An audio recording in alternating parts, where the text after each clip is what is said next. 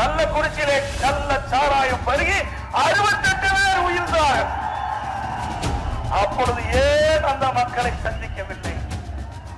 இப்பொழுது ஏன் ஓடோடி போய் கரூருக்கு சென்று அஞ்சலி செலுத்தினார்கள் சொன்னால் அடுத்த ஆண்டு நடைபெறுகிற சட்டமன்ற பொதுத் தேர்தலில் மக்களிடத்திலே ஒரு இரக்கம் வேண்டும், அரசியல் ஆதாயம் தேட வேண்டும். அதற்காக ஓடோடி கரூருக்கு சென்றீர்கள். உண்மையிலேயே அந்த மக்கள் பாதிக்கப்பட்டுவிட்டார் என்று நீங்கள் செல்லவில்லை. உடைய எண்ணம் அதுவும் இல்லை. எப்பொழுது பார்த்தாலும் எதிரியாவது அரசியல் செய்யக்கூடிய ஒரே கட்சி திமுக கட்சி. எடப்பாடி பழனிசாமிக்கு கொள்கையை பற்றி பேசுவதற்கு உங்களுக்கு அருகதை இருக்கிறதா ஸ்டாலின் அவர்களே? நீங்களா கொள்கையுடைய கட்சி? கொள்கையுடைய கட்சி என்றால் எந்த தேர்தல் வந்தாலும் அந்த தேர்தலில் உடன்பட்டு ஒரே கொள்கையுடைய கட்சியாக இருந்தால்தான் அது கொள்கையுடன் உண்டான கட்சி என்று பொருள். ஆனால் உங்களுக்கு அப்படியல்ல, அதிகாரத்துக்கு வர வேண்டும். கொள்கை என்பது நிலையானது கட்சிக்கு. அது அண்ணா திமுக இடத்திலே இருக்கின்றது. நீங்கள் அமைத்தால் நல்லது. அதே அனைத்து இந்திய அண்ணா திராவிட முன்னேற்ற கழகம் கூட்டணி அமைத்தால் தவறா? திராவிட முன்னேற்ற கழக ஆட்சி அகற்ற வேண்டும் என்பது அந்த ஒத்த கருத்துடைய கட்சியின் அடிப்படையிலே அண்ணா திமுக பாரதிய ஜனதா கூட்டணி அமைத்திருக்கின்ற இந்த முதலமைச்சர் உணர வேண்டும். திறமையற்ற முதலமைச்சர், பொம்மை முதலமைச்சர் இந்த நாட்டை ஆண்டு கொண்டிருக்கின்ற காரணத்தினாலே காவல்துறை செயலிழந்து இன்றைக்கு தவறான செயலில் ஈடுபடுகின்ற சூழ்நிலை தமிழகத்தில் ஏற்பட்டிருக்கின்ற என்பதை இந்த நேரத்தில் நினைவு கூர்ந்து அனைத்து இந்திய அண்ணா திராவிட முன்னேற்ற கழக ஆட்சியிலே சட்டத்தின் ஆட்சி நடைபெற்றது. போதைப் பொருள் பல வடிவத்தில் இன்றைய தினம் வெளியிலே வந்ததாக செய்திகள் பரவலாக தெரிவிக்கின்றன. அப்படிப்பட்ட கஞ்சாவை தடை செய்ய வேண்டும். அதற்காக ஒரு டிஜிபி இருந்தார். அவர் இந்த கஞ்சாவை தடை செய்வோம் என்று 2.0, 3.0, 4.0 போட்டு ரிட்டர் ஆயிட்டார். கொலை, கொள்ளை, திருட்டு, வழிப்பறிவு, பாலியல் வன்கொடுமை நடக்காத நாளே இல்ல. சிறுமி முதல் பாட்டி வரை யாரை விட்டு வைக்கல. அப்படிப்பட்ட கொடூரமான நிகழ்வு தமிழகத்திலே நடந்து கொண்டிருக்கிறது. இதற்கெல்லாம் முடிவு கேட்டுக்கின்ற தேர்தல் 2026 சட்டமன்ற தேர்தல். இந்த பொதுக்கூட்டத்தை நான் உங்கள் முன் பேசிக் கொண்டிருக்கின்றேன். ஆட்சியாளர்கள் மக்களை பாதுகாக்க வேண்டும். அது இந்த கட்சி அந்த கட்சி என்று பாகுபாடு பிரிக்காமல் இன்றைக்கு ஆட்சிக்கு வந்தவுடன் வெறுப்பு நீக்கி அனைவரும் மக்கள், தமிழக மக்கள், ஒவ்வொரு உயிரும் முக்கியம். விலைமதிக்க முடியாத காப்பாற்றுவது அரசுடைய கடமை என்பது உணர்ந்து இனியாவது அரசாங்கம் அரசியல் கட்சி நடத்துகின்ற பொதுக்கூட்டம், ஆர்ப்பாட்டம், பேரணிக்கு முழுமையான பாதுகாப்பை வழங்கி மக்களை பாதுகாக்க வேண்டும் என்று அன்போடு இந்த நேரத்திலே கேட்க விரும்புகின்றேன். இன்றைய தினம் ராமநாதபுரத்தில் இன்றைய முதலமைச்சர் ஸ்டாலின் அவர்கள் பேசுகின்ற பொழுது என்னை பற்றி குறிப்பிடுகிறார். கச்சத்தீவை மீட்பதற்கு எடப்பாடி பழனிசாமி எந்த நடவடிக்கையும் மேற்கொள்ளவில்லை என்ற ஒரு கருத்தை பதிவு செஞ்சிருக்கின்றார். திரு ஸ்டாலின் அவர்களே, கச்சத்தீவை பேசுவதற்கு உங்களுக்கு தகுதி இல்லை. திரு ஸ்டாலினுக்கு தகுதி இருக்குதா? இன்றைக்கு அந்த கச்சத்தீவை இலங்கை அரசுக்கு தாரை வார்க்கப்பட்டது எப்பொழுது? மத்தியிலே காங்கிரஸ் ஆட்சி, மாநிலத்திலே கருணாநிதி அவர்கள் முதலமைச்சர் ஆனபோது திமுக ஆட்சி. அந்த காலகட்டத்தில் தான் நம்முடைய மீனவர்கள் ஓய்வு எடுப்பதற்கும் அவருடைய வலைகளை அந்த கச்சத்தீவிலே உணர வைப்பதற்கும் பயன்படுத்தி வந்த கச்சத்தீவை தாரை வார்த்திய காலம், தாரை வார்த்து கொடுத்த காலம் திராவிட முன்னேற்ற கழக ஆட்சி காலத்திலே. நாடகமா ஆடுகிறீர்கள். மக்கள் மறக்கவில்லை, மீனவ மக்கள் மறக்கவில்லை. மத்தியிலே காங்கிரஸ் ஆட்சி, மாநிலத்திலே திமுக ஆட்சி. அந்த காலகட்டத்தில் தான் இந்த கச்சத்தீவு இலங்கைக்கு தாரை வார்க்கப்பட்ட வரலாறு. ஆனால் இதிலே புரட்சி தலைவி அம்மாள் நம்முடைய மீனவர் சமுதாய மக்களுடைய நலன் கருதி அனைத்து இந்திய அண்ணா திராவிட முன்னேற்ற கழகத்தின் சார்பாக உச்ச நீதிமன்றத்திலே வழக்கு தொடர்ந்த கட்சி அண்ணா திமுக கட்சி. ஆட்சியிலே இருந்தாலும் இல்லாவிட்டால் தமிழ்நாட்டு மக்களுக்கு பிரச்சனை வருகின்ற பொழுது அந்த பிரச்சனையை தீர்ப்பதற்கு முன்னோடியாக விளங்குகின்ற கட்சி அண்ணா திமுக கட்சி. அறந்து பேசாதீர்கள். எத்தனை ஆண்டு காலம் மத்திய ஆட்சி அதிகாரத்திலே திராவிட முன்னேற்ற கழகம் அங்க வைத்தது? 11 ஆண்டு காலம் மத்தியிலே ஆட்சி அதிகாரத்திலே பங்கு வைத்த கட்சி திமுக கட்சி. உங்களுக்கு பேசுவதற்கு என்ன அருகதை இருக்கின்றது? அருகதை இருக்குதா? மத்தியிலே 16 ஆண்டு காலம் சுகத்தை அனுபவித்து விட்டு அதிகாரத்தெல்லாம் அனுபவித்து விட்டு இன்றைக்கு கூக்குரல் விடுகிறார் இன்றைய முதலமைச்சர் ஸ்டாலின் அவர்கள். மக்கள் மறக்கவில்லை. ஸ்டாலின் அவர்களே, மக்கள் மறக்கவில்லை. ஏன் அப்பொழுது மீனவர்களுக்கு படுகின்ற கஷ்டம் உங்களுக்கு தெரியவில்லையா? ஏன் 14 ஆண்டு காலம் மத்தியில் ஆட்சி அதிகாரிக்கின்ற பொழுது நீங்கள் மத்திய அமைச்சர்களை அங்க வைக்கின்ற பொழுது இந்த மீனவர் சமுதாயம் பாதிக்கப்படுகிறார். அதனால் அந்த கச்சத்தீவை இன்றைக்கு இலங்கை அரசிலிருந்து மீட்டு இந்திய அரசிற்கு ஒப்படைப்பதற்கு நீங்கள் ஏன் முயற்சி செய்யவில்லை? ஆக இன்றைக்கு எந்த நோக்கத்தில் பேசுகிறார்? அடுத்த ஆண்டு தேர்தல் வர இருக்கின்றது. அங்க இருக்கின்ற மீனவ மக்களுடைய வாக்கு அவருக்கு தேவைப்படுது. அதனால் இன்றைக்கு ஒரு நாடகத்தை அரங்கேற்றுகிறார். ஏதோ அனைத்து இந்திய அண்ணா திராவிட முன்னேற்ற கழகம் இந்த மீனவர் சமுதாயத்தின் மீது அக்கறை இல்லாத போலும் திராவிட முன்னேற்ற கழகம் மீனவர் சமுதாயத்தின் மீது அக்கறை இருப்பதை போல ஒரு தோற்றத்தை உருவாக்கி இன்றைய தினம் இந்த ராமநாதபுரம் மாவட்ட ஒரு நிகழ்ச்சியிலே பேசியிருக்கிறார் திரு ஸ்டாலின் அவர்களே. உண்மையிலேயே அந்த பகுதி மீனவர் மக்கள் மீது உங்களுக்கு அக்கறை இருக்குமேனால் நீங்கள் மத்தியில் ஆட்சி அதிகாரம் இருக்கின்ற பொழுது அந்த இலங்கை அரசிடம் வந்து இந்திய அரசு அந்த கச்சத்தீவை மீட்டிருக்கலாம். அப்பொழுதெல்லாம் தவற விட்டு இப்பொழுது எங்கள் மீது குற்றம் சுமத்துவது எந்த விதத்தில் நியாயம் என்பதை நீங்கள் எண்ணி பார்க்க வேண்டும். ஏதோ உங்களுக்கு யாரும் கேட்க மாட்டார், கேள்வி கேட்க மாட்டார் என்று கருதி இந்த கருத்தை ராமநாதபுரம் மாவட்டத்தில் குறிப்பிட்டிருக்கிறீர்கள். அனைத்து இந்திய அண்ணா திராவிட முன்னேற்ற கழகம் கூர்ந்து கவனித்துக் கொண்டிருக்கின்றது. நீங்கள் எந்த தவறான செய்தியை வெளியிட்டாலும் அவ்வப்போது அதற்கு பதிலடி கொடுக்கின்ற ஒரே கட்சி அண்ணா திமுக கட்சி. அண்ணா திமுக பொன்மனச்செம்மல் புரட்சி தலைவர் எம்ஜிஆர், புரட்சி தலைவி அம்மா இந்த தமிழ்நாட்டு மக்களுக்காக தோற்றுவித்த கட்சி அண்ணா திமுக கட்சி. திமுக கட்சி திரு கருணாநிதிக்கு குடும்பத்திற்கு இருக்கின்ற கட்சி, மக்களுக்கு இருக்கின்ற கட்சி அண்ணா திமுக. திராவிட முன்னேற்ற கழகம் திரு கருணாநிதி குடும்பத்திற்கின்ற கட்சி திமுக கட்சி. ஆகவே மக்களுக்கு எப்பொழுதெல்லாம் பிரச்சனை வருகிறதோ அப்பொழுதெல்லாம் குரல் கொடுக்கின்ற கட்சியாக அண்ணா திமுக கட்சி இதுவரைக்கும் இனியும் இருக்கும். அதே போல இன்னைக்கு ஸ்டாலின் அண்மையிலே கரூரில் நடந்த ஒரு சம்பவம், விலை மதிக்க முடியாத 41 உயிர்களை இழந்து துடித்துக் கொண்டிருக்கின்ற தருணத்திலே முதலமைச்சர் இரவோடு இரவாக அந்த கரூரிலே அந்த மரணம் ஏற்பட்டிருக்கின்றது.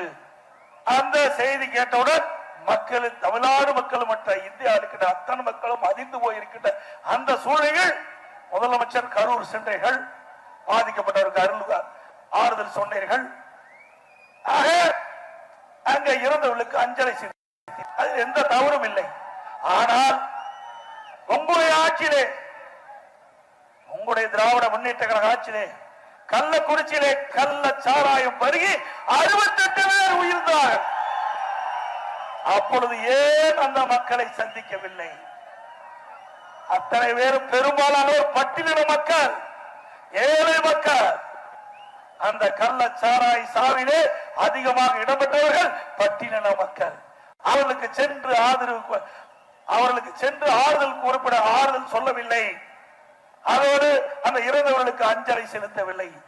இப்பொழுது ஏன் ஓடோடி போய் கரூருக்கு சென்று அஞ்சலி செலுத்தினார் என்று சொன்னால் அடுத்த ஆண்டு நடைபெறுகின்ற சட்டமன்ற பொதுத் தேர்தலில் மக்களிடத்திலே ஒரு இரக்கப்பட வேண்டும், அரசியல் ஆதாயம் தேட வேண்டும். அதற்காக ஓடோடி கரூருக்கு சென்றீர்கள். உண்மையிலேயே அந்த மக்கள் பாதிக்கப்பட்டிருக்கிறார் என்று நீங்கள் செல்லவில்லை. உங்களுடைய எண்ணம் அதுவும் இல்லை. எப்பொழுது பார்த்தாலும் எதிலையாவது அரசியல் செய்யக்கூடிய ஒரே கட்சி திமுக கட்சி.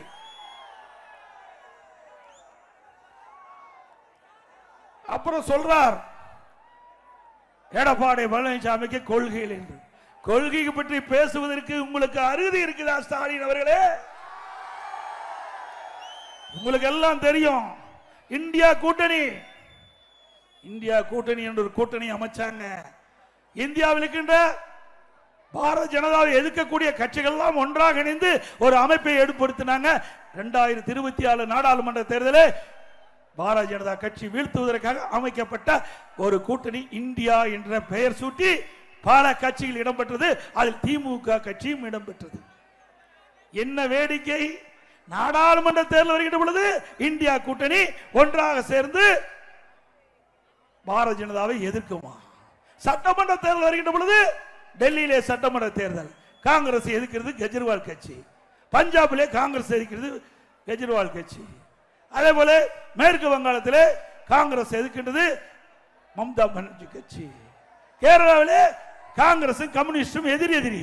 இப்படி மாநிலத்தில் எதிராக, நாட்டில் நாடாளுமன்ற தேர்தலோ இந்தியா கூட்டணி. நீங்களா கொள்கையுடைய கட்சி என்றால் எந்த தேர்தல் வந்தாலும் அந்த தேர்தலில் உடன்பட்டு ஒரே கொள்கையுடைய கட்சியாக இருந்தால்தான் அது கொள்கையுடன் உண்டான கட்சி என்று பொருள். ஆனால் உங்களுக்கு அப்படியல்ல, அதிகாரத்துக்கு வர வேண்டும், எப்படியாவது மத்தியில் அதிகாரத்துக்கு வர வேண்டும், எப்படிப்பட்ட வேஷ வேணாலும் போட தயாராக இருக்கின்ற கட்சி திமுக கட்சி, திமுக தலைவர். அந்த அடிப்படையில் தான் இந்தியா கூட்டணி அமைந்திருக்கின்றது. உங்களுக்கு ஒவ்வொரு கட்சிக்கும் ஒரு முரண்பட்ட கருத்து, முரண்பட்ட கொள்கை. அப்படி இருக்கின்ற பொழுது நீங்கள் பேசலாமா? அண்ணா திமுக பற்றி விமர்சனம் செய்ய அருகதை இருக்குதா? ஸ்டாலின் அவர்களே, ஒவ்வொரு கட்சிக்கும் ஒரு கொள்கை உண்டு. கூட்டணி வேற, கொள்கை வேற. கொள்கை என்பது நிலையானது கட்சிக்கு, அது அண்ணா திமுக இடத்திலே இருக்கின்றது. கூட்டணி என்பது தேர்தல் நேரத்திலே அமைக்கப்படுவது. இன்றைக்கு எதிரிகளை வீழ்த்த வேண்டும் என்று சொன்னால் கூட்டணி அமைக்க வேண்டும். அதை போலதான் திராவிட முன்னேற்ற கழகம் பல தேர்தல்களிலே கூட்டணி அமைத்திருக்கின்றீர்கள். நீங்கள் அமைத்தால் நல்லது, அதே அனைத்து இந்திய அண்ணா திராவிட முன்னேற்ற கழகம் கூட்டணி அமைத்தால் தவறா? உங்களுக்கு ஒரு நியாயம், எங்களுக்கு ஒரு நியாயமா? சிந்திக்க வேண்டும். 1999ஆம் ஆண்டு நாடாளுமன்ற தேர்தல், அந்த நாடாளுமன்ற தேர்தலில் யாரோட கூட்டணி வைத்தீங்க?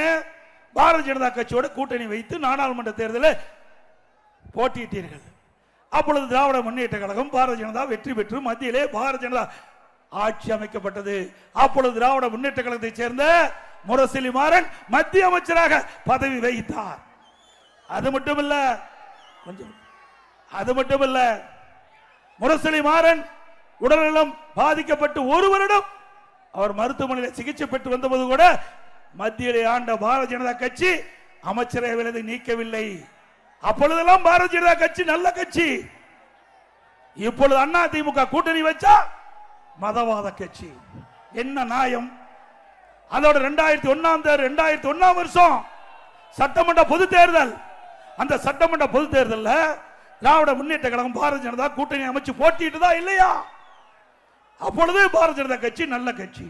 நீங்கள் ஆட்சி அதிகாரத்துக்கு வர வேண்டும் என்றால் யாருடன் வேண்டாலும் கூட்டணி வைப்பீர்கள், யாருக்கு ஆளை வேணாலும் பிடிப்பீர்கள், யாருக்கு வேணாலும் அடிமையாக இருப்பீர்கள். அண்ணா திமுக அப்படி அல்ல. உங்களை வீழ்த்த வேண்டும், தீய சக்தி திமுகவை வீழ்த்த வேண்டும். அந்த நோக்கத்தின் அடிப்படையிலே நாங்கள் கூட்டணி அமைச்சிருக்கிறோம். அதே போல பாரதிய ஜனதா கட்சி ஊழல் நிறைந்த திமுகவை அகற்ற வேண்டும். ஆகவே இரண்டு கட்சியுடைய நோக்கம் திராவிட முன்னேற்ற கழக ஆட்சியை அகற்ற வேண்டும் என்பது அந்த ஒத்த கருத்துடைய கட்சியின் அடிப்படையிலே அண்ணா திமுக பாரதிய ஜனதா கூட்டணி அமைத்திருக்கின்ற என்பதை இந்த முதலமைச்சர் உணர வேண்டும். இன்றைக்கு திரு ஸ்டாலின் பேசுறாருல்ல, பாருங்க, இந்த படத்தை பாருங்க. நாடாளுமன்ற தேர்தல் நல்லா பார்த்துக்க. ஏன்னா ஆதாரத்தோட நாங்க சொல்றோம். 1999ஆம் ஆண்டு நாடாளுமன்ற தேர்தல் முடிந்த பிறகு மத்தியிலே முரசொலி மாறன் அமைச்சராக இருக்கின்றார், திரு கருணாநிதி தமிழகத்திலே முதலமைச்சராக இருக்கின்றார். அப்பொழுது வாஜ்பாய்க்கு மைக்கு சரி பண்ணி கொடுக்கிறாங்க. இந்த வேலையை கூட நீங்க பார்த்தீங்க. மத்தியில் இருக்கின்ற பாரதிய ஜனதா ஆட்சிக்கு மைக்க சரி பண்ணிக்கிற வேலை கூட உங்களுடைய முதலமைச்சரும் இன்னைக்கு திரு முரசொலி மாறனும் சரி பண்ணி கொடுத்தீங்களே. நீங்க எங்களை பத்தி பேசலாமா? அது மட்டுமல்ல, இன்றைய தினம் யாரோட கூட்டணி வச்சிருக்கிறாரு? காங்கிரஸ் கட்சியோட கூட்டணி வச்சிருக்கிறார். அந்த காங்கிரஸ் கட்சி மத்தியிலே ஆட்சி அதிகாரத்தில் இருக்கின்ற பொழுது எமர்ஜென்சி கொண்டாந்தாங்க. அந்த எமர்ஜென்சில அவங்க மிசா சட்டத்தை கொண்டாந்தாங்க. அந்த மிசா சட்டத்தை பயன்படுத்தி தமிழகத்தில் இருக்கின்ற திராவிட முன்னேற்ற கழகத்துடைய முக்கிய தலைவர்களை கைது செய்து சிறையிலே அடைத்தார்கள்.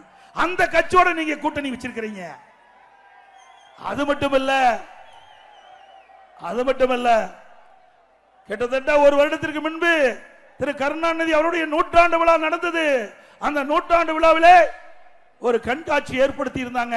அந்த கண்காட்சியில திரு ஸ்டாலின் அவர்கள் மிசா சட்டத்திலே சிறையில் இருப்பதை போல ஒரு காட்சிப்படுத்தப்பட்டு அனைவரும் பார்த்தார்கள்.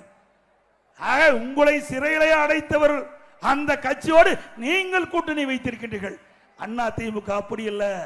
அண்ணா திமுக திராவிட முன்னேற்ற கழகம் என்ற ஆட்சி அகற்ற வேண்டும் என்பதற்காக நாங்கள் கூட்டணி வைத்திருக்கின்றோம்.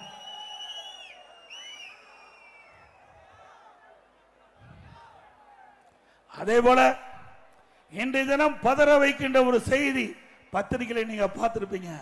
ஆந்திர மாநிலத்திலிருந்து ஒரு வாழத்தார் ஏற்றிக்கொண்டு ஒரு லாரி திருவண்ணாமலைக்கு வருகின்றது. அந்த திருவண்ணாமலை நகரத்திலே உள்ளே நுழைகின்ற பொழுது அந்த லாரியிலே 2 பெண்மணி இருக்கின்றார்கள். அந்த டிரைவருடைய அக்கா மகள். உடனே காவலர்கள் 2 பேர் அதை தடுத்து நிறுத்தி சோதனை செய்து இந்த 2 பெண்மணிகள் யார் என்று விசாரிக்கின்ற பொழுது அந்த லாரி டிரைவர் குறிப்பிடுகிறார், நாங்க வாழத்தாரை ஏற்றிக்கொண்டு திருவண்ணாமலைக்கு வந்திருக்கின்றேன்.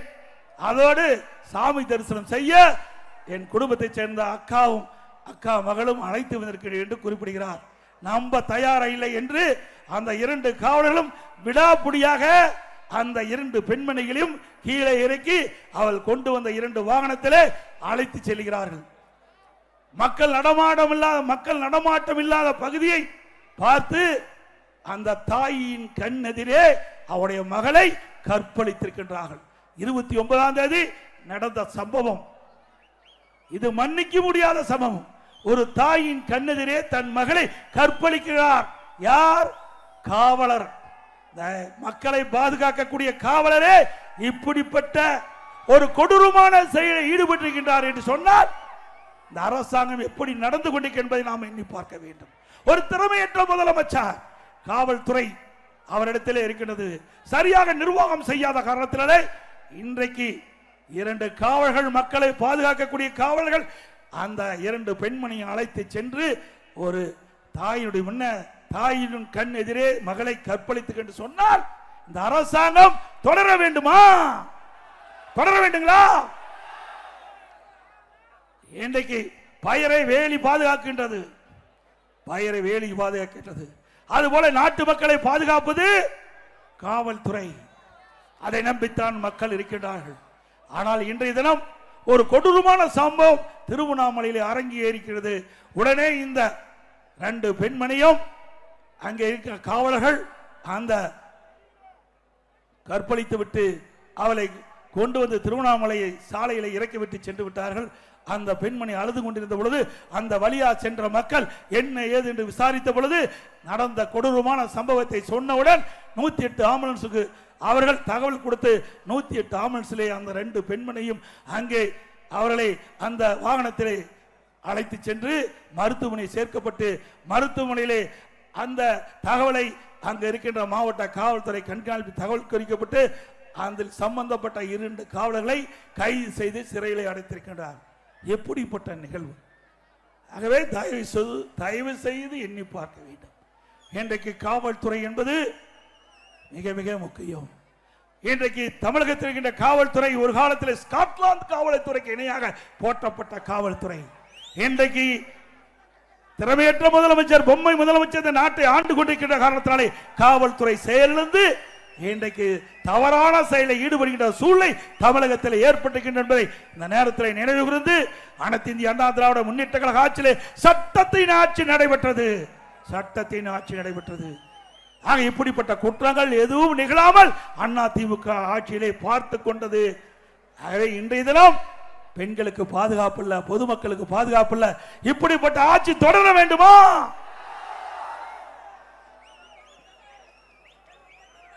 அதே போல இன்றைக்கு தமிழகத்தில் சட்ட ஒழுங்கு அடியோடு சீர்கட்டு விட்டது.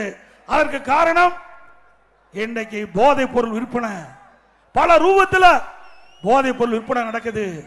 இன்றைக்கு கஞ்சா கிராமத்திலிருந்து நகரம் வரை விற்காத இடமே இல்லை. அந்த போதைப் பொருள் பல வடிவத்தில் இன்றைய தினம் வெளியிலே வந்ததாக செய்திகள் பரவலாக தெரிவிக்கின்றன. அப்படிப்பட்ட கஞ்சாவை தடை செய்ய வேண்டும். அதற்காக ஒரு டிஜிபி இருந்தார். அவர் இந்த கஞ்சாவை தடை செய்வோம் என்று 2.0, 3.0, 4.0 போட்டு ரிட்டையர் ஆயிட்டார். கடைசி வரைக்கும் கஞ்சாவை கண்டே பிடிக்கல. ஏன்னா பெரும்பாலும் திமுக கட்சி நிர்வாகி துணையோடு தான் இந்த கஞ்சா விற்பனை தமிழகத்தில் அமோகமா நடந்துகிட்டு இருக்குது. அப்ப எப்படி போய் காவல்துறை இந்த கஞ்சாவை கட்டுப்படுத்த முடியும்? அது மட்டும் இல்ல, 2 ஆண்டுக்கு முன்பு காவல்துறை மானிய கோரிக்கை முதலமைச்சர் அவருடைய டிபார்ட்மெண்ட் அவருடைய துறை அந்த மானிய கோரிக்கை நடந்து கொண்டிருக்கும் போது அந்த காவல்துறை மானிய கோரிக்கையில் 20வது பக்கம் 2வது பேரா என்று கருதுகிறேன். அதில் குறிப்பிட்டிருக்கார், பள்ளிக்கு அருகிலே கல்லூரிக்கு அருகிலே 2348 பேர் கஞ்சா விற்றதாக கண்டுபிடிக்கப்பட்டது. அவர் கைது செய்யப்பட்டது 148 பேர், கண்டுபிடிக்கப்பட்டது 2348, சிறையிலே அடைக்கப்பட்டது 148 பேர். மற்றவர்கள் எங்கே போனார்கள்? கஞ்சா வச்சா குற்றம், கொண்டு போனா குற்றம், விற்றா குற்றம். அப்படி இருக்கின்ற பொழுது நீங்களே உங்களுடைய காவல்துறை மானிய கோரிக்கையில குறிப்பிட்டிருக்கிறீங்க, என்ன விவரம் என்று கேட்டா பதிலே இல்லை. ஏன்னா மற்றவங்க திமுக காரன், 148 பேரை தவிர்த்து மீதி எல்லாம் திமுக காரர். அதனால காவல்துறை கைது செய்ய முடியல. அப்ப எப்படி போய் கஞ்சாவை கட்டுப்படுத்த முடியும்? சிந்திச்சு பாருங்க. இன்றைக்கு தமிழகத்தை பொறுத்த வரைக்கும் மற்ற மாநிலத்தை காட்டிலும் அமைதியாக இருக்கின்ற ஒரு மாநிலம், அமைதி பூங்காவாக திகழ்கின்ற மாநிலம் தமிழ்நாடு. அப்படிப்பட்ட மாநிலத்தில் இப்படி திறமையற்ற முதலமைச்சர் தமிழகத்தை ஆளுகின்ற காரணத்தினால இப்படிப்பட்ட நிகழ்வுகள் அன்றாடம் நடைபெற்றுக் கொண்டிருக்கின்றன. இந்த கஞ்சா போதை ஆசாமியால் தான் கொலை, கொள்ளை, திருட்டு, வழிப்பறிவு, பாலியல் வன்கொடுமை நடக்காத நாளே இல்ல. சிறுமி முதல் பாட்டி வரை யாரை விட்டு வைக்கல. அப்படிப்பட்ட கொடூரமான நிகழ்வு தமிழகத்திலே நடந்து கொண்டிருக்கிறது. இதற்கெல்லாம் முடிவு கேட்டுக்கின்ற தேர்தல் 2026 சட்டமன்ற தேர்தல். அது மட்டுமல்ல, இன்றைக்கு திராவிட முன்னேற்ற கழக ஆட்சியில விலைவாசி விண்ணை முட்டுகின்ற அளவுக்கு உயர்ந்து விட்டது. அரிசி விலை உயர்வு, பருப்பு விலை உயர்வு, எண்ணெய் விலை உயர்வு, இதையெல்லாம் கண்டுகொள்ளவே இல்லை. இந்த ஆட்சியில் அதெல்லாம் கண்டுகொள்ளவே இல்லை. ஆனா அண்ணா திமுக ஆட்சியில் விலை உயர்கின்ற பொழுது விலை கட்டுப்பாட்டு நிதி என்ற ஒரு நிதியை 100 கோடி ஒதுக்கி எந்த உணவுப் பொருள் விலை ஏறுகிறதோ அந்த உணவுப் பொருள் எந்த மாநிலத்தில் விலை குறைவாக கிடைக்கிறதோ உடனடியாக அங்கே சென்று கூட்டுறவுத்துறையின் மூலமாக அந்த உணவுப் பொருளை கொள்முதல் செய்து வந்து தமிழகத்திலே அதை விற்பனை செய்து அந்த விலை ஏற்றத்தை தடுத்த அரசாங்கம் அண்ணா திமுக அரசாங்கம். ஏழை மக்களை பாதுகாத்த அரசாங்கம் அண்ணா திமுக. உங்களுடைய ஆட்சியிலே பார்க்க முடியுதா? ஏன்னா வீட்டில் இருக்கிற பிரச்சனையை தீர்க்க முடியல. யார் ஆட்சிக்கு, அடுத்த ஆட்சிக்கு யார், அடுத்த அதிகாரத்துக்கு யார் வர வேண்டும் என்று அதிகார போட்டி ஸ்டாலின் குடும்பத்தில் இருந்து கொண்டிருக்கிறது. ஒரு முதலமைச்சர் இருந்தாவே தமிழ்நாடு தாக்கு பிடிக்க முடியாது. ஆனா திமுகவில் 4 அதிகார மையம் இருக்குது. தமிழகத்தில் ஸ்டாலின் குடும்பத்தில் 4 அதிகார மையம். ஸ்டாலின், உதயநிதி ஸ்டாலின், சபரீஸ்வரன், இப்போ துர்கா அம்மாவும் வந்துட்டாங்க. அவர்களும் பேட்டி கொடுக்க ஆரம்பிச்சுட்டாங்க. அப்படி திரு கருணாநிதி குடும்பம் கூட இன்றைக்கு ஆட்சி அதிகாரத்தில் இடம்பெற வேண்டும் என்று துடித்துக் கொண்டிருக்கின்றது. நாட்டு மக்களை பற்றி கவலைப்படாத கட்சி திமுக கட்சி என்பதை நாம் எண்ணி பார்க்க வேண்டும். அது மட்டுமல்ல, இன்றைக்கு மின் கட்டணம் 67% உயர்த்தப்பட்டு விட்டது. 67% மின் கட்டணம் உயர்த்தப்பட்டு விட்டது. இன்றைக்கு நகரத்தில் பேரூராட்சியில் வீட்டு வரி 100% உயர்த்தப்பட்டு விட்டது. கடவரி 150% உயர்த்தப்பட்டு விட்டது. குடிநீர் வரி உயர்த்தப்பட்டது. குப்பைக்கு வரி போட்டாங்க. இப்படி தமிழக மக்கள் மீது வரி மேல் வரி போட்டு மக்களை வாட்டி வதைக்கின்ற அரசாங்கம் விடியா திமுக அரசாங்கம் என்பதை நேரத்தில் எண்ணி பார்க்க வேண்டும். அதே போல கொரோனா காலம் கடுமையான சோதனை. அந்த காலகட்டத்தில் கூட அண்ணா திமுக அரசு சரியான நடவடிக்கை எடுத்து விலை மதிக்க முடியாத உயிரை காப்பாற்றிய அரசாங்கம் அண்ணா திமுக அரசாங்கம். உங்களுக்கு நல்லா தெரியும், இன்றைக்கு ஸ்டாலின் அவர்கள் எந்த பிரச்சனையும் இல்லை. ஆனா இப்ப கூட சட்ட ஒழுங்கை பராமரிக்க முடியல. ஆனா அதிமுக ஆட்சி இருக்கின்ற பொழுது கொரோனா காலம், அந்த கொரோனா காலத்தில் மக்கள் வெளியிலே நடமாடினால் காட்டிலே வைரஸ் பரவி அவளுக்கு உயிருக்கு ஆபத்து ஏற்பட்டு விடும் என்று கருதி அவர்களை வீட்டிலேயே தங்க வைத்தோம். எவ்வளவு கஷ்டம் ஆட்சியாளருக்கு தான் தெரியும். நான் முதலமைச்சர் இருந்த காலத்தில் மக்கள் கடுமையான சோதனை, மக்கள் ஒத்துழைப்பு கொடுத்தாங்க. வீட்டிலிருந்து யாரும் வரக்கூடாது, அப்படி வந்தா காட்டிலே இந்த வைரஸ் கொரோனா வைரஸ் பரவி இருக்கின்றது, ஆக அந்த வைரஸால் நீங்கள் பாதிக்கப்பட்டவர்கள், உங்கள் உயிருக்கு ஆபத்து என்று சொன்னவுடன் மக்கள் எல்லாம் கட்டுப்பாட்டோடு வீட்டிலே இருந்தார். இந்திய வரலாற்றிலேயே தமிழகத்தில் தான் அனைத்து இந்திய அண்ணா திராவிட முன்னேற்ற கழக அரசு கிட்ட பொழுது நாங்கள் சொன்ன வார்த்தைக்கு மதிப்பளித்து விலை மதிக்க முடியாத உயிரை காப்பாற்றுவதற்கு மக்கள் ஒத்துழைப்பு கொடுத்தார்கள். அந்த காலகட்டத்தில் கொடுத்தாங்கல்ல. வெளியில யாரையும் பார்க்க முடிஞ்சுதா? ஒரு வாகனம் வெளியே போக முடியல, ஒரு கூட வெளியே நடமாட்டம் இல்ல. அப்ப கூட விலைவாசி உயராம பார்த்துக்கிட்டோம். மக்களுக்கு எந்த தடையும் இல்லாம உணவுப் பொருள் கிடைச்சிட்டு இருந்தது. அது மட்டும் இல்ல, ஒரு ஆண்டு கொரோனா காலம் மக்கள் பாதிக்கப்படக்கூடாது என்பதற்கு ரேஷன் கடையில் அரிசி விலையில்லாம கொடுத்தோம், சக்கரை விலையில்லாம கொடுத்தோம், அதோட என்ன விலையில்லாம கொடுத்தோம், குடும்ப அட்டைக்கு 1000 ரூபாய் பணமும் கொடுத்தோம். அதே காலகட்டத்தில் தைப்பொங்கல் வந்தது, எல்லா குடும்ப அட்டைக்கும் 2500 ரூபாய் கொடுத்தோம். 2500 ரூபாய் கொடுத்தோம். எப்பொழுதெல்லாம் மக்கள் பாதிக்கப்படுகிறார்களோ அந்த பாதிப்பிலிருந்து மீட்டெடுத்த அரசாங்கம் அதிமுக அரசாங்கம். அதே போல கொரோனா காலத்தில் பள்ளிகள் மூடப்பட்டது, கல்லூரிகள் மூடப்பட்டது. கல்லூரியில் ஆன்லைன்ல வகுப்பு நடத்தணும். ஆன்லைன்ல மாணவர்களுக்கு, கல்லூரி மாணவர்களுக்கு தேர்வு எழுதக்கூடிய வசதி ஏற்படுத்தி கொடுத்தோம். நம்முடைய மாணவர்கள் அதில் நல்ல ஆன்லைனிலே தேர்வு எழுதி அவர்கள் தேர்வு பெற்று பட்டம் பெற்றார்கள். பள்ளியிலே படிக்கணுமானவருக்கு ஆல் பாஸ் போட்டு கொடுத்தோம். அதே போல திராவிட மாடல் ஆட்சி திரு ஸ்டாலின் அவர்கள் ஒரு திறமையான மாணவர்களாக உருவாக்க வேண்டும் என்று அம்மா அவர்கள் கருதினார்கள். அந்த அடிப்படையில் இந்தியாவிலேயே எந்த மாநிலத்திலும் இல்லாத ஒரு அற்புதமான திட்டத்தை கொண்டு வந்து அரசு பள்ளி படிக்கிற மாணவ செல்வங்களுக்கு லேப்டாப் கொடுக்கிற திட்டத்தை கொண்டு வந்தோம். தமிழகத்தில் 52,35,000 மாணவ மாணவிகளுக்கு லேப்டாப் கொடுத்த அரசாங்கம் அதிமுக அரசாங்கம். அதற்காக 7,300 கோடி அதிமுக ஆட்சியில் நிதி ஒதுக்கீடு செய்யப்பட்டு ஒரு விஞ்ஞான அறிவுள்ள அறிவுத்திறன் நம்முடைய மாணவர்களுக்கு கிடைக்க செய்த அரசாங்கம் அதிமுக அரசாங்கம். அதையும் நிறுத்திய அரசாங்கம் திமுக அரசாங்கம். மீண்டும் அதிமுக ஆட்சி உங்கள் துணையோடு மலரும். நிறுத்தப்பட்ட லேப்டாப் திட்டம் மாணவர்களுக்கு தொடரும்.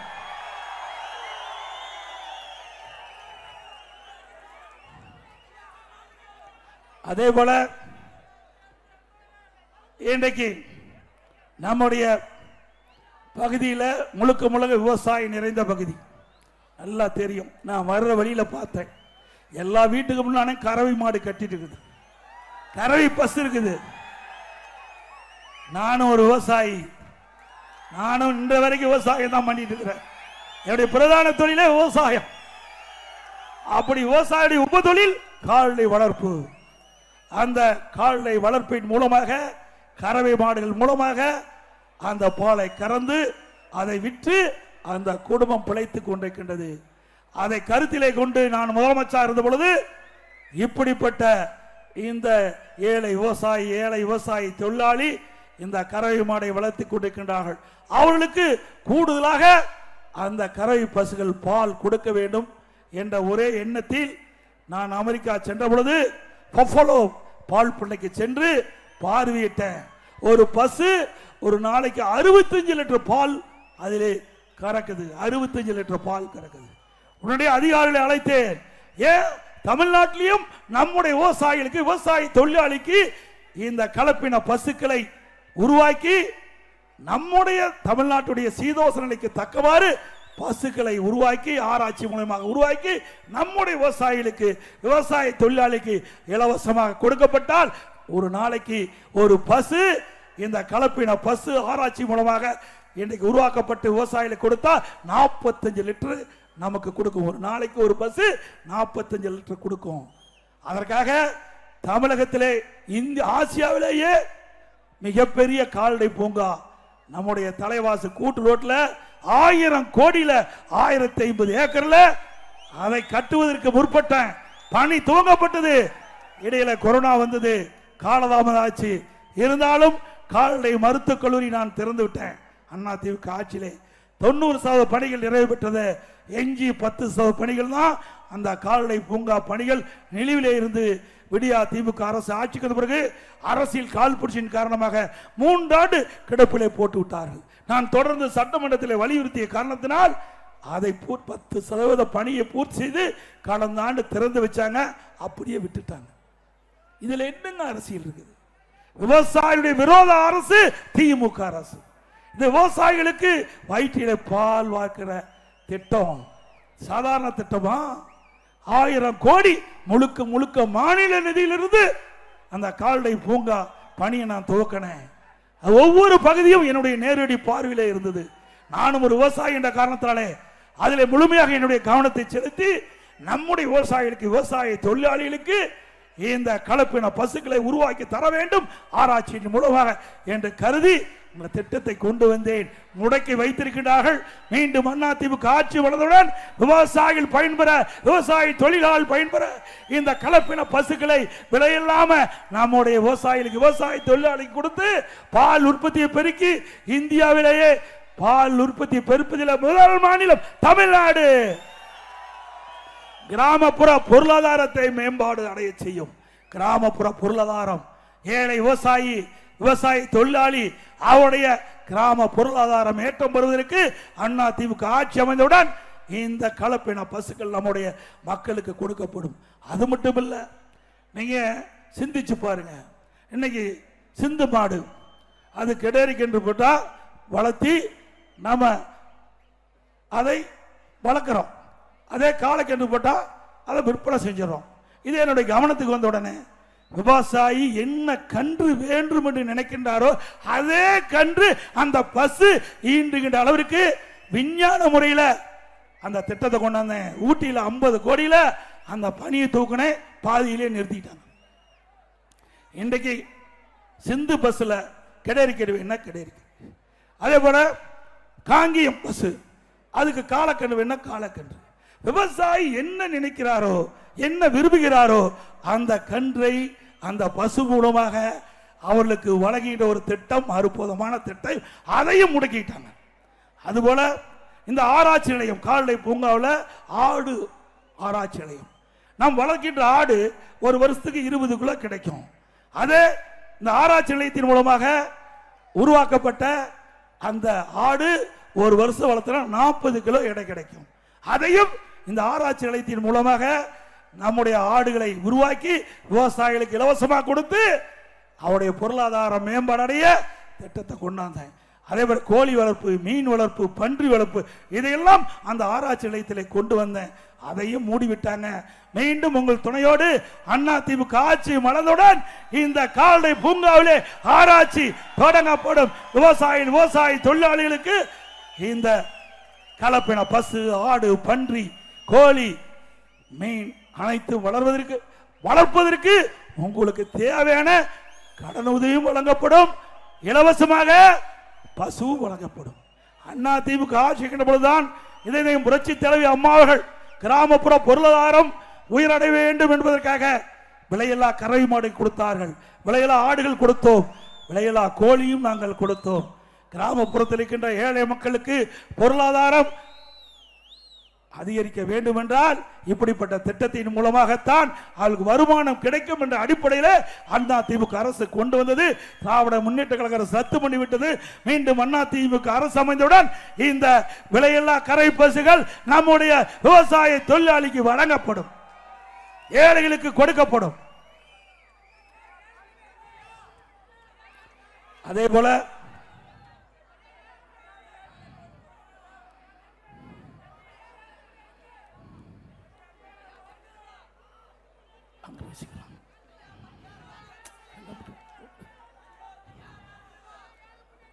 இன்றைக்கு இஸ்லாமிய பெருமக்களுக்கு அனைத்து இந்திய அண்ணா திராவிட முன்னேற்ற கழக ஆட்சியில் தான் பல்வேறு திட்டங்களை கொண்டு வந்து நிறைவேற்றிக்கிறோம். மாண்புமிகு புரட்சி தலைவி அம்மா அவர்கள் தமிழகத்துடைய முதலமைச்சர் இருந்த காலகட்டத்தில் இஸ்லாமிய பெருமக்கள் அம்மா இடத்துல கோரிக்கை வச்சாங்க. இன்னைக்கு புனித ரம்லான் மாதத்தில் பள்ளிவாசலுக்கு நோன்பு கஞ்சி தயாரிக்க அரிசி வேண்டும் என்று கேட்டார்கள். ஆண்டுக்கு 5400 மெட்ரிக் டன் அரிசி கொடுத்த அரசாங்கம் அண்ணா திமுக அரசாங்கம். நோன்பு கஞ்சி தயாரிக்க நாகூர் தர்கா சந்தன கூடு விழாவிற்கு விலையில்லாம சந்தன கட்டை வேணும் கேட்டீங்க, அதையும் அண்ணா திமுக ஆட்சியில் கொடுக்கப்பட்டது. 2018 வரை ஹஜ் புனித பயணம் மேற்கொள்ள இஸ்லாமிய சகோதரர்களுக்கு மத்திய அரசு மானியம் வழங்கி வந்தது. திடீரென்று 2019ஆம் ஆண்டு ஹஜ் புனித பயணம் மேற்கொள்கின்ற அந்த இஸ்லாமிய பெருமக்களுக்கு மத்திய அரசு கொடுக்கப்பட்ட அந்த மானியத்தை நிறுத்தப்பட்டு விட்டது. என்னை சந்தித்து இஸ்லாமிய பெருமக்கள் கோரிக்கை வைத்தாங்க. மீண்டும் ஹஜ் புனித பயணம் மேற்கொள்வதற்கு மாநில அரசு நிதி உதவி வழங்க வேண்டும் என்று கேட்டாங்க. அவருடைய கோரிக்கை ஏற்று அண்ணா திமுக ஆட்சியில் 2019ஆம் ஆண்டு மத்திய அரசு நிறுத்தினாலும் ஹஜ் புனித பயணம் மேற்கொள்ள இஸ்லாமிய பெருமக்களுக்கு மாநில அரசாங்க நிதியிலிருந்து ஆண்டுதோறும் 6 கோடி கொடுத்தோம். அது மட்டுமல்ல 2021ஆம் ஆண்டு ஹஜ் புனித பயணம் மேற்கொள்ள 6 கோடி கொடுக்கப்பட்டது போதாது, உயர்த்தி வழங்க வேண்டும் என்று இஸ்லாமிய பெருமக்கள் அண்ணா திமுக அரசுக்கு கோரிக்கை வைத்தார்கள்.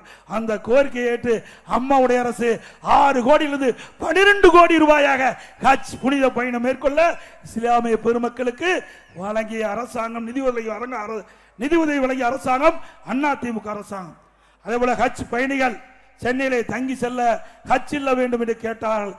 அதற்கு 15 கோடி நிதி ஒதுக்கி செய்த அரசாங்கம் அண்ணா திமுக அரசாங்கம். இப்படி பல்வேறு திட்டங்களை இந்த இஸ்லாமிய பெருமக்களுக்கு கொடுத்த அரசு அண்ணா திமுக அரசு என்பதை இந்த நேரத்தில் சுட்டிக்காட்ட விளைந்து, இன்றைக்கு நம்முடைய பாலக்கோடு சட்டமன்ற தொகுதியில் ஏழை மக்கள் நிறைந்த பகுதி, பட்டியலின மக்கள் நிறைந்த பகுதி. இந்த ஏழை விவசாய தொழிலாளி பட்டியலின மக்கள் குடிசையிலே வாழ்ந்து கொண்டிருந்தால் அந்த மக்களுக்கு பல லட்சம் மதிப்புள்ள அற்புதமான கான்கிரீட் வீடு கட்டி கொடுக்கப்படும். அந்த ஏழை தொழிலாளியாக இருந்தாலும் சரி, அது விவசாய தொழிலாளியாக இருந்தாலும் சரி, கைத்தறி நெசவு தொழிலாளியாக இருந்தாலும் சரி, சலவை தொழிலாளியாக இருந்தாலும் சரி, இப்படி ஏழை குடும்பத்தில் இருக்கின்ற அவர்களுக்கு வீட்டு மனையே கிடையாது. பட்டியலின மக்களுக்கு வீட்டு மனை இல்லை. அப்படி இல்லாத மக்களுக்கு அண்ணா திமுக அரசு வந்த உடனே அண்ணா திமுக அரசாங்கமே நிலத்தை வாங்கி அற்புதமான கான்கிரீட் வீடு இந்த ஏழைகளுக்கு கட்டி கொடுக்கப்படும். அதை ஒவ்வொரு ஆண்டு தீபாவளி வருகின்ற பொழுது நம்முடைய தாய்மார்களுக்கும் சகோதரிகளுக்கும் அற்புதமான சேலை வழங்கப்படும். அண்ணா திமுக ஆட்சி வந்த சேலை வழங்கப்படும். அதே போல இங்க இருக்கின்ற மக்கள் மஞ்சு விரட்டு வீர விளையாட்டு வேண்டும் என்று கோரிக்கை வைத்துக் கொண்டிருக்கிறீர்கள். அண்ணா திமுக அமைச்சருடன் திருவிழா காலங்களிலே இந்த மஞ்சு விரட்டு வீர விளையாட்டு நீங்கள் இந்த மாவட்டத்தில் நடைபெற அண்ணா திமுக அரசு உங்களுக்கு உதவும் என்பதை மகிழ்ச்சியோடு தெரிவிக்கிறேன். இன்றைக்கு பாலக்கோடு சட்டமன்ற தேர்தலில் அண்ணா திமுக ஆட்சி இருக்கின்ற பொழுது பல்வேறு திட்டங்களை நிறைவேற்றி வந்திருக்கிறோம். இங்க இருக்கின்ற ஏழை எளிய குடும்பத்தில் பிறந்த மாணவ மாணவி பட்டப்படிப்பு படிப்பதற்காக பாலக்கோட்டையில் பாரத ரத்னா புரட்சி தலைவர் டாக்டர் எம்ஜிஆர் அரசு கலை மற்றும் அறிவியல் கல்லூரியை கொண்டு வந்து கொடுத்திருக்கிறோம். அதே போல பாலக்கோட்டையில் தருமபுரி மாவட்ட கூட்டுறவு அரசு பாலிடெக்னிக் கல்லூரியாக அதை மாற்றி அமைத்தது அண்ணா திமுக ஆட்சி. இன்றைக்கு அத சுயநிதி கல்லூரினா அந்த மாணவன் 10,000 ரூபாய் கல்வி கட்டணம் செலுத்த வேண்டும். அதே அரசு பாலிடெக்னிக் கல்லூரினா ஆண்டுக்கு 1000 ரூபாய் கல்வி கட்டணம் செலுத்தினா போதும், 2000 ரூபாய் கல்வி கட்டணம் செலுத்தினா போதும். அதையும் இந்த ஏழைகளுக்கு 19,500 ரூபாய் ஒரு மாணவன் சுயநிதி கல்லூரியிலே பாலிடெக்னிக் சுயநிதி கல்லூரியிலே படிக்க வேண்டும் என்று சொன்னால் 10,500 ரூபாய் கல்வி கடன் செலுத்தி வந்த நிலையை மாற்றி அந்த சர்க்கரை ஆலையில் இருக்கின்ற அந்த சுயநிதி பாலிடெக்னிக் கல்லூரியை அரசு கல்லூரியாக மாற்றி அந்த மாணவன் பாலிடெக்னிக் கல்லூரியை சேர்ந்து படிச்சா 2000 ரூபாய் கல்வி கட்டணம் செலுத்தினா போதும். இன்னைக்கு பல திட்டங்களை இந்த பாலக்கோட்டு சட்டமன்ற தொகுதியில் கூட அதை நிறைவேற்றிருக்கிறோம். பல்வேறு திட்டங்கள் நிறைவேற்றப்படாமல் இருக்குது. அதையும் நிறைவேற்றுவதற்கு அண்ணா திமுக அரசு நடவடிக்கை எடுக்கும். பாலக்கோடு சட்டமன்ற தொகுதிக்கு உட்பட்ட காரிமங்கலம் வட்டத்தில் திண்டல் ஏரி திட்டத்தின் மூலம் 34 ஏரிகளுக்கு தண்ணீர் நிரப்ப விவசாயி வாழ்வாதாரம் குறித்து வகை செய்தது. அதே போல இன்றைக்கு கிடப்பில் திமுக ஆட்சியில் கிடப்பில் போட்ட பணிகள் கிருஷ்ணகிரி மாவட்டம் தென்பெண்ணை ஆற்றின் குறுக்கே இணைக்கல் புதிரில் உள்ள அணைக்கட்டிலிருந்து கால்வாய் அமைத்து தருமபுரி மாவட்டம் தும்பல அள்ளி அணைக்கு தண்ணீர் கொண்டு வரும் வழியில அம்மன் ஏரி முதல் நரியன அள்ளி ஏரி வரை 36 ஏரிகளுக்கு கால்வாய் அமைத்து தண்ணீர் நிரப்பும் திட்டத்திற்கு அம்மாவுடைய அரசு இருக்கின்ற பொழுது 13/2/2022 அடிக்கல் நாட்டப்பட்டது. ஆனால் விடியா திமுக ஆட்சி பொறுப்பேற்று 4 ஆண்டு ஆகியும் அந்த திட்டத்தை கிடப்பிலே போட்டிருக்குது. மீண்டும் அண்ணா திமுக ஆட்சி வந்தவுடன் இந்த திட்டத்தை நிறைவேற்றி கொடுக்கப்படும். கிருஷ்ணகிரி மாவட்டம் தாளமடுவு மலைப்பகுதியில் தென்பெண்ணை ஆற்றின் குறுக்கே கட்டப்பட்டுள்ள அலியாலம் அணைக்கட்டிலிருந்து வெளியேறும் உபரி நீரை புதிய கால்வாய் அமைத்து தருமபுரி மாவட்டம் தூள்செட்டி ஏரிக்கு தண்ணீர் கொண்டு வருவதற்கான திட்டத்திற்கு 13/2/2022 அடிக்கல் நாட்டப்பட்டது. ஆனால் அந்த திட்டம் நிறைவேற்றவில்லை. விடியா திமுக அரசு மீண்டும் அண்ணா திமுக ஆட்சி அமைந்தவுடன் ஏற்கனவே அண்ணா திமுக ஆட்சியில் தொடங்கப்பட்ட அந்த திட்டத்தை நிறைவேற்றி உங்களுக்கு பயன்பாட்டு கொண்டு வரப்படும். 18/1/2021 மக்கள் கிராம சபை கூட்டத்தை அப்போதைய எதிர்க்கட்சி தலைவர் திரு ஸ்டாலின் நடத்தினார். நாங்கள் திராவிட முன்னேற்ற கழகம் ஆட்சிக்கு வந்தால் தூள்செட்டி ஏரிக்கு தண்ணீர் கொண்டு வருவோம் என்ற உறுதியை கொடுத்தார். 53 மாதம் உடைய ஆட்சி கடந்து விட்டது. இதுவரை இந்த திட்டத்தை நிறுத்தவில்லை, இந்த திட்டத்தை நிறைவேற்றவில்லை. இப்படித்தான் மக்களை ஏமாற்றுகின்ற முதலமைச்சர் இன்றைய முதலமைச்சர் ஸ்டாலின் அவர்கள். இதேபோல் தருமபுரி மாவட்டம் பாலக்கோடு வட்டம் பஞ்சப்பள்ளி சின்னாறு அணையிலிருந்து வெளியேறும் உபரி நீரை ஜெர்தலாவ் கால்வாய் 5000 மீட்டரிலிருந்து புதிய கால்வாய் அமைத்து எர்ணா அள்ளி ஏரியிலிருந்து புலிக்கரை ஏரி பேகாரா அள்ளி ஏரி 14 ஏரிகளுக்கு நீர் கொண்டு வரும் திட்டத்திற்கு நிதி ஒதுக்கீடு அண்ணா திமுக ஆட்சியிலே ஒதுக்கப்பட்டு 13/2/21 என்னால் அடிக்கல் நாட்டப்பட்டது. ஆனால் இன்று வரை அந்த திட்டம் தொடங்கப்படவில்லை. மீண்டும் அண்ணா திமுக ஆட்சியுடன் இந்த திட்டம் முழுமையாக முடிக்கப்பட்டு பயன்பாட்டு கொண்டு வரப்படும்.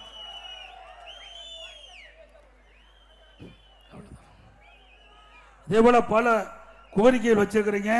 அந்த தருமபுரி மாவட்டம் பாலக்கோடு வட்டம் கும்மனூர் கிராமத்தில் அருகில வேளாண்மை பட்டய கல்லூரி அமைக்க சுமார் 92 ஏக்கர் நிலம் தேர்வு செய்யப்பட்டு அதற்கான அரசாணை பிறப்பிக்கப்பட்டது. மேற்கண்ட கல்லூரியில் ஆண்டுதோறும் 80 மாணவர்கள் சேர்ந்து படிக்க அரசாணை வழங்கப்பட்டது.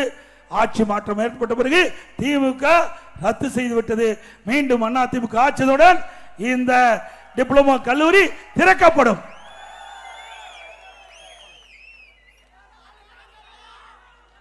அதே போல இந்த எழுச்சி பயண பொதுக்கூட்டத்திலே கலந்து கொண்டுள்ள அத்தனை பேரும் பத்திரமாக வாகனத்திலே செல்ல வேண்டும் என்று அன்போடு உங்களை கேட்டுக்கொள்கிறேன்.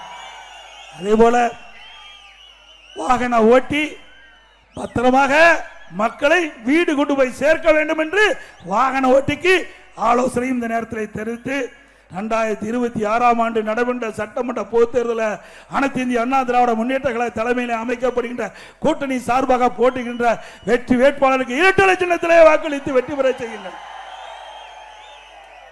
மக்களை காப்போம், தமிழகத்தை மீட்போம்.